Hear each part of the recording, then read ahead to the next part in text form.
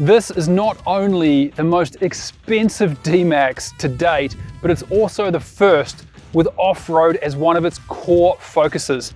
This is the Isuzu D-MAX blade. Now, if you're a camper looking for a frugal, reliable double cab four-wheel drive ute, Isuzu reckons this is the ticket. Let's have a look.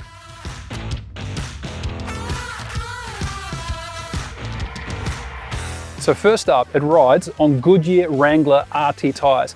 Now these are an all-season tyre, but quite an aggressive tread pattern. Now they're a 275/65/17.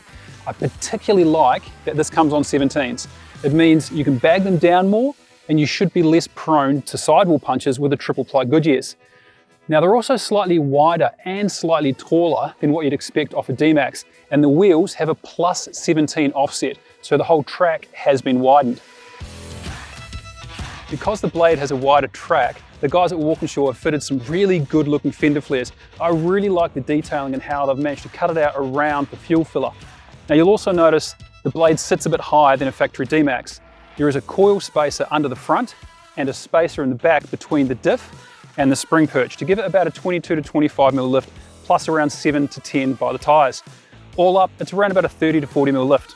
But that's not the real party trick. Walkinshaw have designed a set of Munro twin tube shocks all around for the blade to help improve its off-road and its on-road handling.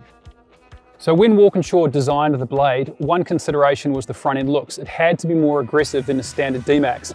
So they've created a new grille for it, which I think looks fantastic with blacked out Isuzu lettering. Critically though, it doesn't look like a secondary stage manufactured vehicle. This looks factory finish. It is so well put together. And there's also an integrated light bar. Now this is a 112 watt light bar, so quite a powerful one. And it's claimed to shoot light up to about 325 meters. So that'll be great at night time. More importantly though, and probably my favorite feature of the blade, is the bash plate. So Walkinshaw have doubled the thickness of the factory bash plate. This is 3 mil thick. But more importantly than that, behind the bit you can see there is ribbing, there is structure. And that's been analysed through both computer and load testing to distribute load through the 8-ton recovery points in the front. So under the bonnet is the 4JJ. Now this is a motor that I know really well. I've done over 100,000 Ks in the 4JJ 3 litre. I love it to bits. A lot of people are wondering why though it's still only 140 kilowatt and 450 newton meters. If the guys at Isuzu were to up the power, up the torque in this car, they'd have to recomply it from an emissions point of view. The days of tuning a vehicle for more power from an OE, from a manufacturer, are practically gone. Well, what you've got here is a reliable, torquey 3 litre 4-cylinder. This will tow well, I know that for a fact, and the servicing costs are super low. $449 a year for 5 years, and it's got a decent warranty too.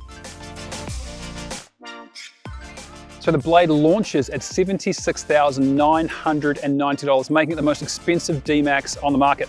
Now that's about $9,000 more than my favorite model, the X-Terrain. So what do you get for that 9 grand? You get a nice style bar. Now this is beautiful. It's a one-piece mandrel bent unit. You get a tub liner, you get the wheel and tire package, which I reckon is a ripper. Side steps, obviously that front end redesign. There's quite a bit to it, but most importantly, you get that lift. Now it's not a massive lift, but you do get a lift. So is it worth $9,000 more? I think it's not bad, but I was hoping I'd see a GVM upgrade at the same time they did this, but there's not one. And that is because the rear axle load in the D-MAX won't allow for much more to be added to its GVM. If you wanted to, you could take the tub off. That tub weighs about 120 kilos. You could build your own canopy on the back of it. If you did take the tub off, you're back to around about a 1-ton payload. Otherwise, it comes with a little under 890 kilos from the factory. So the blade, based on the LSU Plus, which is a good thing. It means you get a lot of leather accents inside. You get heated front seats, and the driver's is electrically adjustable 8 ways.